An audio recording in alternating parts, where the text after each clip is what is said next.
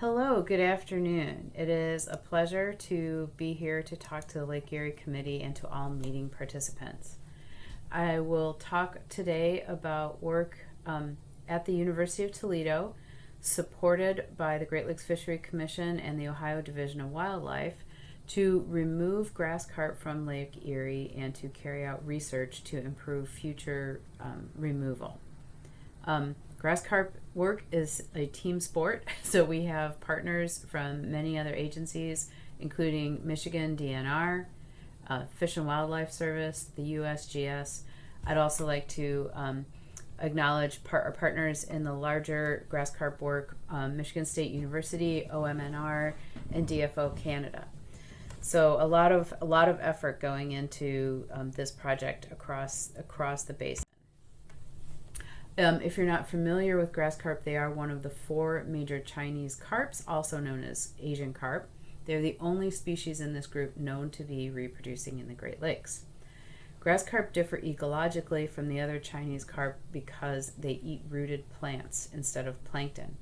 Therefore, there's a concern that they could damage wetlands if they become abundant. Grass carp do share reproductive biology with the other Chinese carps. All of these fish enter large rivers when flow is high.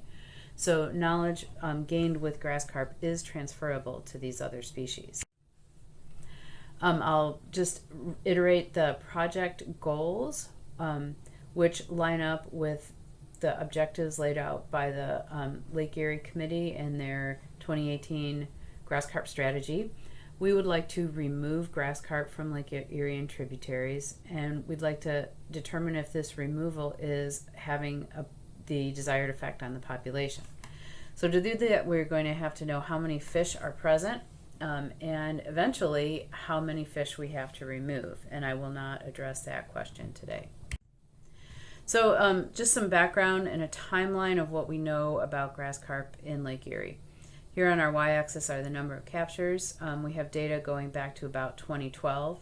The yellow bars show commercial catch, which is incidental and fairly low and relatively constant through time. The blue bars are showing you targeted catch by agencies and universities. So 2017, the first multi-agency planned action was carried out in the Sandusky River. By 2019, we had 3 teams on the lake whose were entirely dedicated to removing carp. There was some effort put into the Cuyahoga River where quite a few fish were captured. In 2020, U Toledo was the only group that got out frequently on the water, but we had scaled up to 4 removal teams. We did not, however, travel to the Cuyahoga River in 2020. So that's just a basic timeline of removal. In 2020, we did have issues related to COVID. We got started late. We had increased the number of boats we had to 4, but we had reduced personnel per boat in order to give people more distance. We had 2-person crews carrying out electrofishing and setting trammel nets. We didn't rotate people among crews for COVID consideration.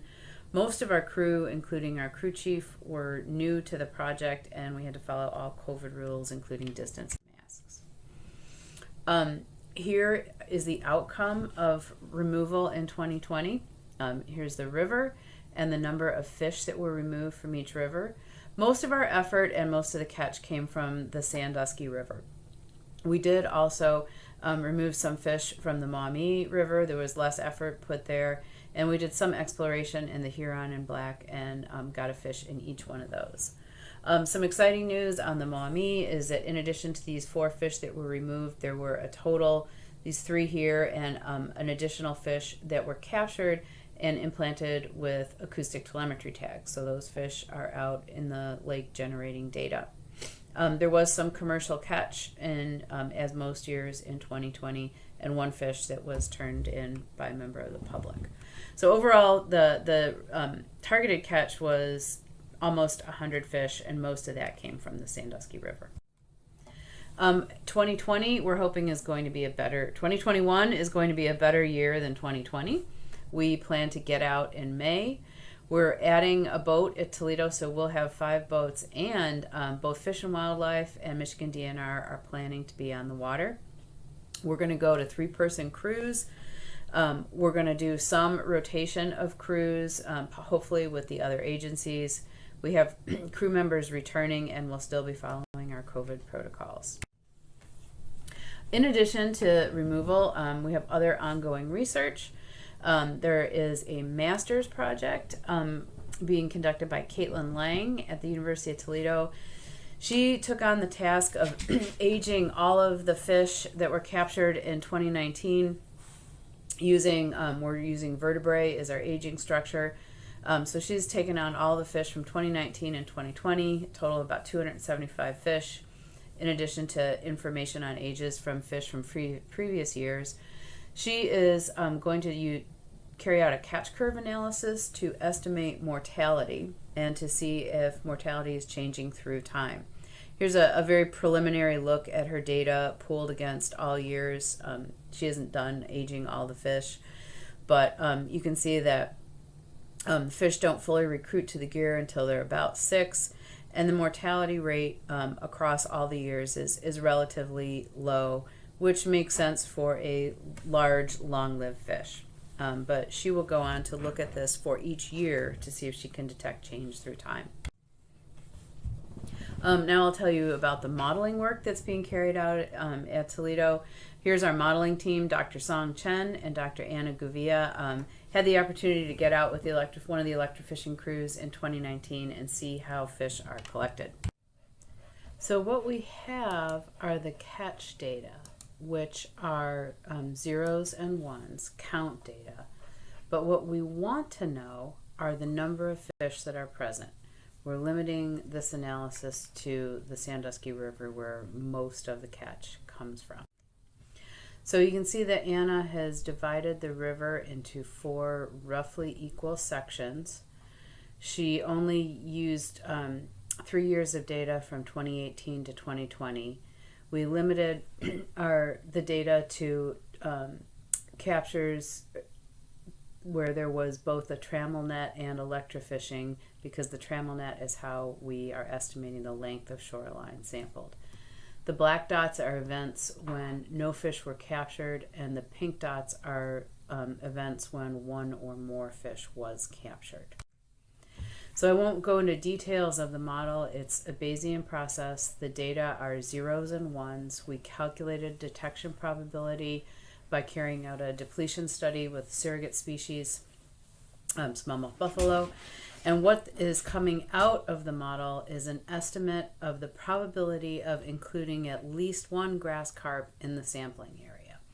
And we can then scale that probability to the length of river segments based on the shoreline length. So these are the estimates going from the spawning area up in Fremont to the mouth of the river. And there's a pretty clear spatial pattern. The dot is showing the estimated number of fish, and the bars are 25 and 95% credible intervals. So the number of fish estimated in the closer to the mouth is low. More fish estimated in the middle regions, and a sort of intermediate level at Fremont. One caveat is that this Fremont near the spawning ground estimate may be artificially low because we were not using sampling events during high flow, because we couldn't set nets, or teams could not set nets during most of those events. So we might be underestimating the Fremont area. Over here, we're just seeing the actual data, the number of captures and events. So there appears to be a spatial pattern to the data. Anna also separated the data by year, starting from 2018 and going to 2020. And we see little change across years. So relatively constant numbers through time. That might suggest that when grass carp are removed, others come from the lake and move into that spot. So that 167 or so fish in the Sandusky is a static estimate. Does 1 fish come in as soon as we remove 1? There is some information about movement from acoustic telemetry, work done by Cleo Harris and colleagues. And some grass carp do move long distances, so it is definitely possible that they may be traveling into the river and taking those spots. So we need to assess change in numbers over years to be able to see a change in the population.